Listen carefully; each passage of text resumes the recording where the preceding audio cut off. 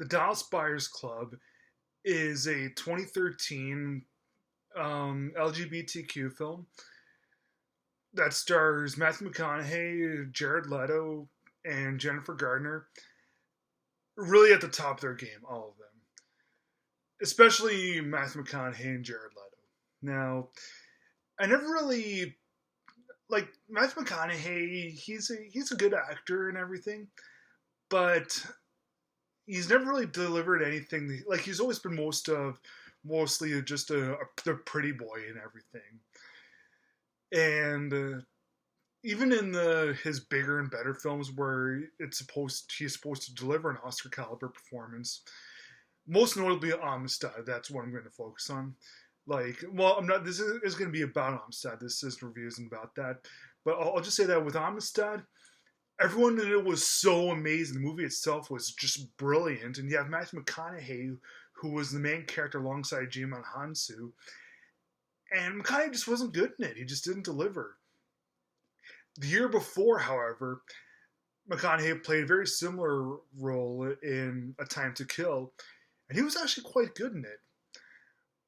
So yeah, it really just all depends on what the material is that McConaughey gets and how much he's willing to really get into it. And with the Dallas Buyers Club, he delivers the best performance of his career by a long shot. No question about it. You see Dallas Buyers Club and you see Matthew McConaughey's other films. No question about it. Matthew McConaughey is not going to deliver a better performance in his entire life. You just simply won't. It's impossible. When you a role this complicated, delivered with this much power and precision, and the physical transformation of him and everything. Yeah, Matthew McConaughey, he won't deliver a better role than this. Believe me. Now, will he deliver performances almost as good as this? Oh yeah, definitely. Definitely he'll be almost as good as his character Juan Woodruff in Dallas Buyers Club, but he won't top this. Trust me. Jennifer Gardner, very underrated, beautiful girl, very underrated. She will deliver a better performance sometime. Like I just hope that she gets just hope that she gets the call somehow.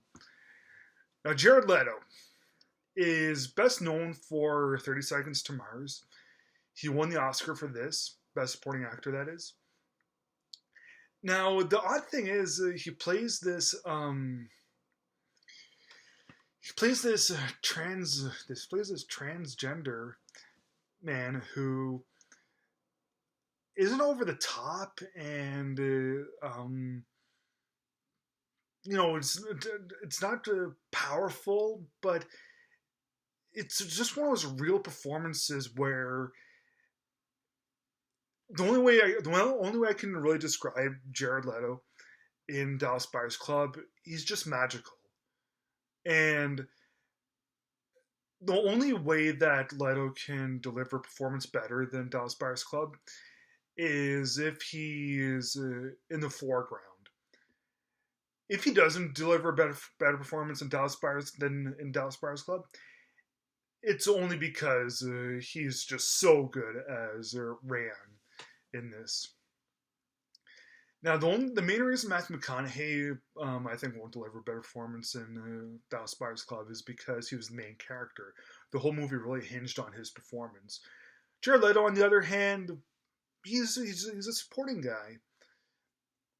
But, I hope that he delivers something as good as his performance as Rayan and winds up taking home the gold again, but this time for Best Lead Actor. Hopefully it happens. So, what's the movie about? I've talked about how great the performances by McConaughey, Leto, and Gardner are. But what's the movie about again? It takes place in the 1980s, in the times of the AIDS era. Matthew McConaughey's character, Ron Woodruff, is a cowboy, and yeah, he's very uneducated, kind of trashy, but he's kind of just delivers a really good job in doing in playing all that. And he's really skinny in it too. It's like just thin as a rail. I thought his physical transformation was good, as I said earlier. But yeah, Ron is he's kind of trashy, and he finds out during after one of his rodeos that he's tested positive for HIV.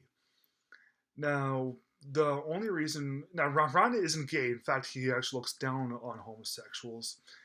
The only reason he's tested positive for HIV is because he pretty much has sex with any good looking chick that crosses his path.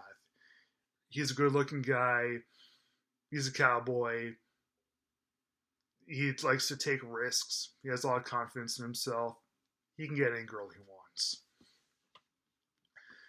So yeah, he gets the disease, and of course he doesn't believe it in any of it yet. But his suspicions arise, and of course, he does eventually come to terms with the fact that he does have HIV. And yeah, the movie eventually turns into um, kind of a drug picture, but not really, because he wants to eliminate the virus, or at least treat it. But it's like taking different pills to combat other pills that's happening. And I yeah, that's not really good in terms of what the movie's trying to preach. Well, this movie it isn't preachy or anything, but it does try to teach us some lessons um, about things, I guess you could say. But anyway, I'm getting too far ahead of myself here. Um, yeah, eventually Ron meets Rayon, who's played by Jared Leto, and yeah, initially he's very um, Ron's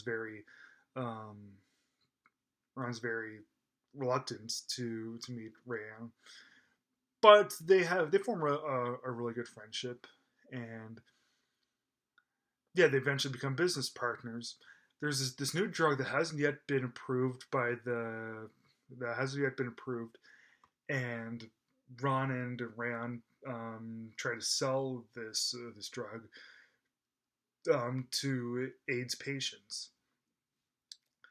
So yeah, eventually the doctors try to stop Ron and Rand, but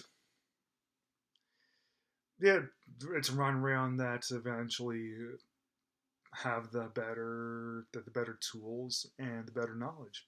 And that's something that I never liked about this film. Ron and Rayan are selling this drug to help treat AIDS that hasn't yet been approved, and the doctors are totally against it. But they can totally see that this drug is working. Yeah, the whole movie at that point, once Ron and Rand become successes in selling this new kind of drug, it just suddenly paints doctors in a bad light. I found it just makes them out to be so by the book and so out of touch and not really knowledgeable about prescriptions and not knowledgeable about how to help people. And I never really liked that about this film. Now, this movie doesn't go as far as Patch Adams does in terms of painting doctors in a bad light, but yeah, this movie I hate to say it, but as good as the movie is in terms of its pacing and its acting, it also takes a couple of steps back by really painting doctors in a negative light, and I never liked that about this film. The movie is based on a true story, but with Hollywood, there's always going to be falseness to it. There's always going to be some simplifications. So I often wonder, how much of this film is true um, in terms of the doctors,